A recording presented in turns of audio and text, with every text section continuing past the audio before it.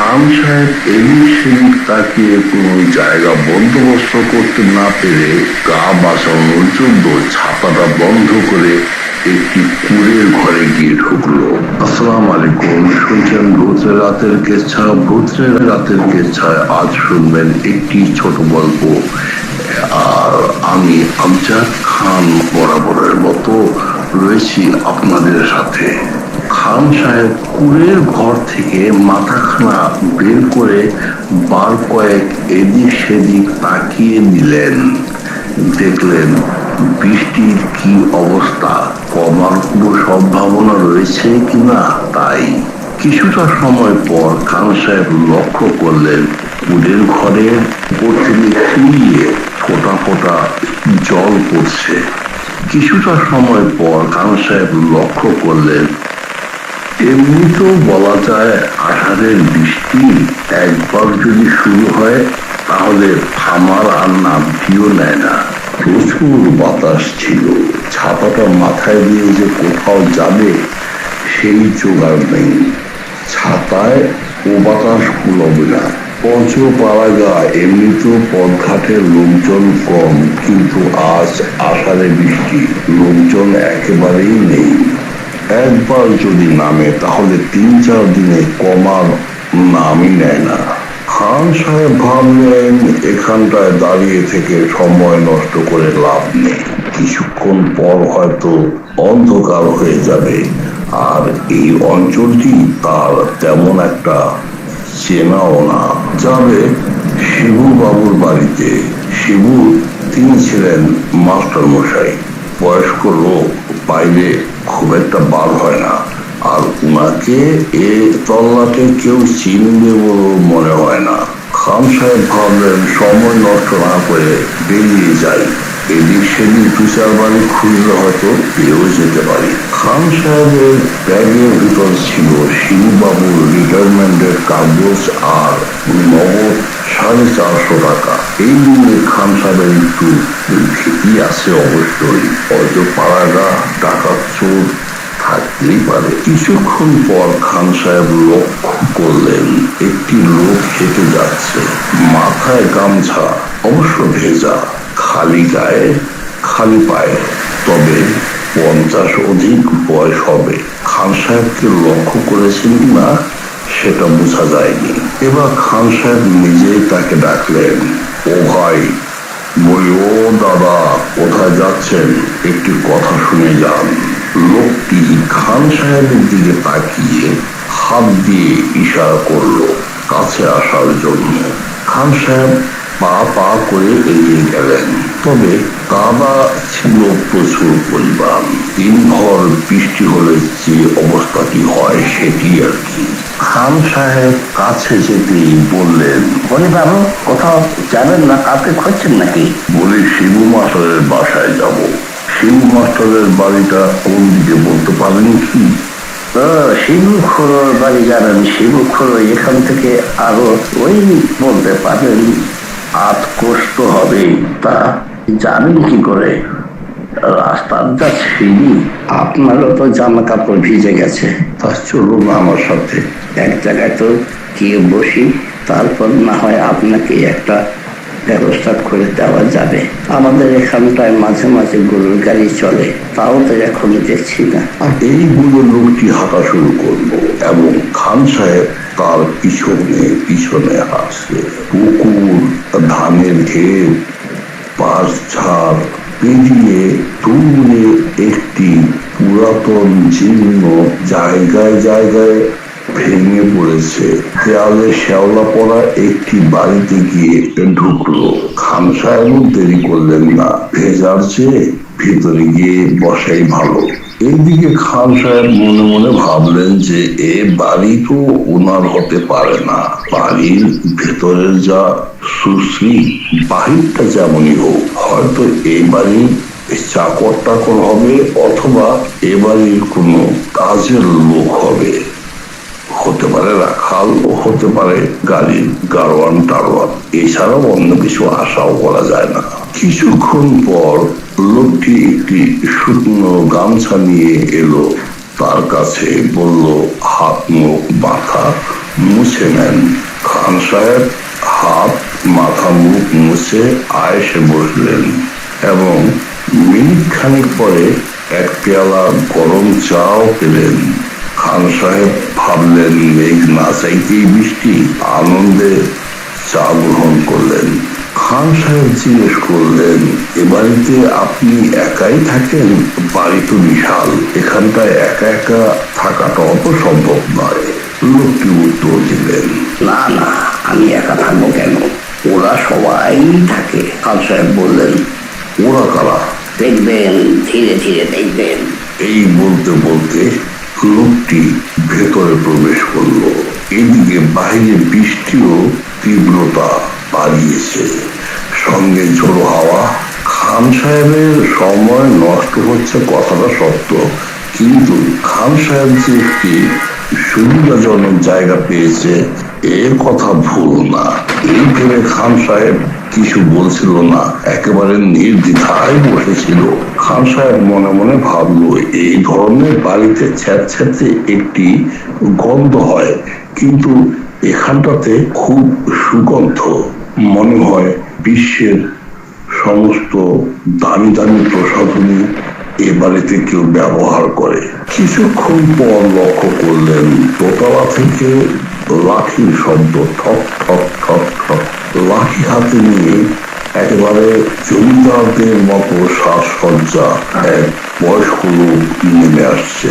শরীরের গঠনও তেমন মন্দ নয়, ভার ভার দিকই দেখা যাচ্ছে।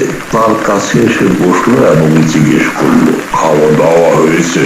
খান সাহেব বললেন, না না, এই তো মাত্র চা দিয়ে গেল, চা খেলাম, বসে আছি, বৃষ্টি কমতেই পেরিয়ে যাব, আপনাদের কোনো অসুবিধা হবে না। না না, সেটি কিভাবে হয়?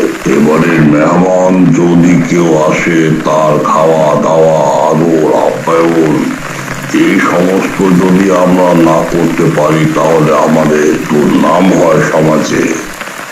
খান সাহেব বললেন, না না, সে সমস্ত দরকার নেই, আমি বৃষ্টি ধরতেই নেমে যাব, সমস্যা নেই, ও নিয়ে আপনি ভাববেন না। লোকটি বললেন, জমিদার ধাঁচের লোকটি বললেন, না না, সেটি হবার না, এসছেন ভালো কথা, সেটি আপনার ইচ্ছা ছিল, এখন যাবেন সেটি আমাদের ইচ্ছায়, এটাই আমাদের পরম্পরা। চোদ্দার কোথায় গেলি রে? চোখ তার ছেলেটাকে কোথায় যায়? এর মধ্যে খিটখিটে লোকটি মধ্যবয়সী যার সাথে এসছিল সে এলো। হুজুর বলেন, তার খাওয়া দাওয়া থাকার ব্যবস্থা করো, রাতটুকুন থেকে সকালে না হয় চলে যাবে। তার বলার ধরনটা এমন ছিল, খান সাহেব ইচ্ছা থাকলেও নিষেধ করার চোখ পাচ্ছিল না তার আপ্যায়ন গ্রহণ না করার সাহস। কিছুক্ষণ পর খান সাহেব লক্ষ্য করলেন সন্ধ্যা হবার সাথে সাথেই বিভিন্ন জায়গায় রং বেরঙের ঝাড়বাতি, মশাল ধাঁচের কিছু বাতি, যেগুলো সাধারণত জমিদার বাড়িতে থাকে, সব একসাথে জ্বলে উঠল। বাতিগুলো যেন জাদুর পরশে জ্বলে উঠল। খান সাহেব অনেকটা অবাকি হয়ে গেল। এদিকে বৃষ্টি ধরার নামটি নেই, সাথে বাতাস শোষ শব্দ হচ্ছে, গাছগুলো দুলছে। আর একটা বিষয় খান সাহেব লক্ষ্য করলেন, দোতলা থেকে শব্দ হচ্ছিল, মনে হয় 50 লোক এখানটায় বসবাস করে, তবে শব্দ ছিল খুবই মৃদু, কিন্তু কাউকে দেখা যাচ্ছিল না, কারো আসা যাওয়াও চোখে পড়ছিল না। এখন রাত হয়ে গিয়েছে। এদিক সেদিক উকি ঝুঁকি দিয়ে দেখছিলাম আশপাশটায় কোনো বাড়িঘর নেই এবং কোনো আলো জ্বলছিল না, শুধু খান সাহেব যেখানটায় বসা ছিল সেই বাড়িতেই আলো জ্বলছিল। মিনিট 5 পর উপর থেকে মোটা গলায় একটি শব্দ এলো, কই উপরে আসুন, খাবেন। তারও মিনিট কয়েক পর ওই খিটখিটে লোকটা যার সাথে খান সাহেব এসছিল নেমে এলো, বলল, উপরে আপনাকে ডাকছে খাওয়ার জন্য।